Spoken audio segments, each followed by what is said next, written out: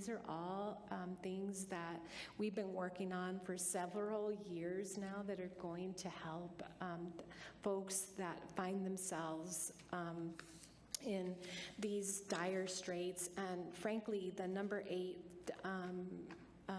points that Mr. McMillan brought to my attention or to all of council are really unviable. This is just not something that I'm going to support.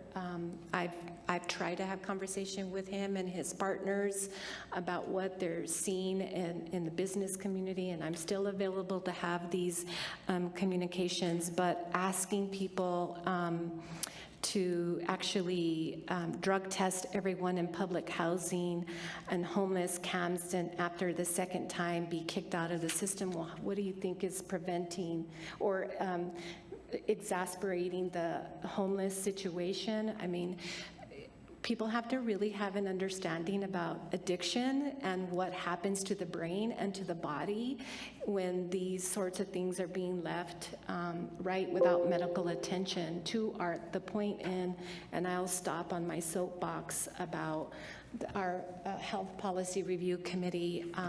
Special thanks to Chief Smith and Council Karan for putting together with fentanyl and addiction, and that is through our MAT programming.